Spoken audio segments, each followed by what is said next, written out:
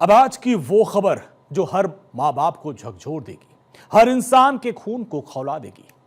जो कफ सिर्फ हम अपने बच्चों को पिलाते हैं उनको जल्द ठीक होने के लिए, लेकिन वो जानलेवा हो रही है। मध्य प्रदेश और राजस्थान, दो राज्य लेकिन सवाल एक।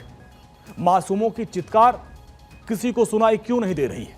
ऐसा हम क्यों कह रहे हैं? तो पहले आपको इन मासूमों की मौत का आंकड़ा देखना होगा। ये आंकड़े डराने वाले हैं। मध्य प्रदेश के छिंदवाड़ा में मासूमों की मौत का आंकड़ा बढ़ गया है। आज दो और बच्चों की जान इलाज के दौरान चली गई और इस तरह से छिंदवाड़ा में 10 बच्चों की मौत अब तक हो चुकी है।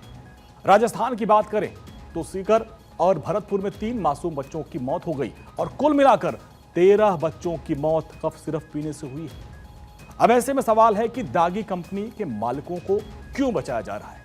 पहले आपको बताते हैं इन दागी कंपनियों के नाम क्या है। इन कंपनियों की दवा तो बिल्कुल आप मत खरीदिएगा।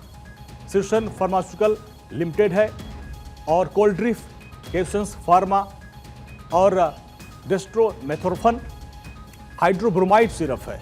ये जो सिरप है ये बहुत ही खतरनाक है। इसको पीने से बच्चों की मौत हो रही है। दोनों दवाओं को बैन कर दिया गया है।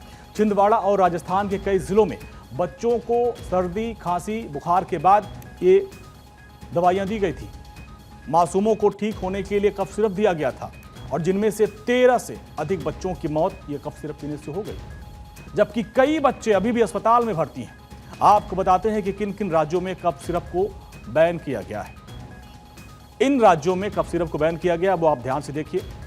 मध्य प्रदेश में कोल्ड्रिफ को, तमिलनाडु में कोल्ड्रिफ को, केरल में भी कोल्ड्रिफ को, राजस्थान में डेस्ट्रोमेथोर्फन हाइड्रोब्रोमाइड सिरप को बैन किया गया है। कफ सिरप से मासूमों की मौत पर मध्य प्रदेश की सरकार एक्शन में नजर आ रही है। मध्य प्रदेश सरकार ने कोल्ड्रिफ सिरप की बिक्री पर रोक लगा दी। मुख्यमंत्री डॉक्टर मोहन यादव ने इस बाबत एक्स पर पोस्ट किया और लिखा कि छिंदवाड़ा में कोल्ड्रिफ सिरप के चलते बच्चों की मौत हुई, ये अत्यंत दुखद है।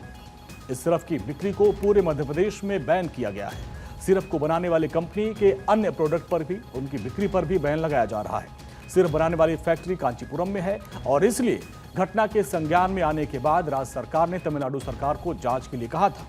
आज सुबह जांच रिपोर्ट प्राप्त हुई है और रिपोर्ट के आधार पर कड़ा एक्शन लिया गया है। बच्चों की दुखद मृत्यु के बाद स्थानीय स्तर पर कार्रवाई चल रही है। राज्य स्तर पर भी मामले की जांच के लिए टीम का गठन किया गया, टीम बनाई गई है। दोषियों को भी किसी भी कीमत पर बख्शा नहीं जाएगा। न केवल मध्य प्रदेश बल्कि राजस्थान की भजनलाल सरकार भी अब इस मुद्दे पर एक्शन में है। बच्चों की मौत के बाद कार्रवाई कर रही है। राज्य सरकार ने केसेंस फार्मा पर फंदा कस दिया है। केसेंस फार्मा पर जो गाज गिरी है, आप देखिए क्या कार्रवाई हुई। राजस्थान सरकार ने कंपनी पर कार्रवाई की और इसकी 19 तरह की दवाइयों पर बिक्री पर तत्काल प्रभाव से रोक लगा दी है। और यह कार्रवाई हाल ही में सीकर और भरतपुर में मासूमों की मौत और कई बच्चों के बीमार पड़ने के बाद की गई है, जहां पर डेस्ट्रोमेथोर्फन हाइड्रोब्रोमाइड युक्त कफ सिरप को जिम्मेदार बताया गया है। मुख्यमंत्री भजनलाल शर्मा गहन जांच और सख्त कार्रवाई के निर्देश दिए हैं और साथ ही विस्तृत जांच के लिए एक विशेषज्ञ कमेटी भी बनाई गई है।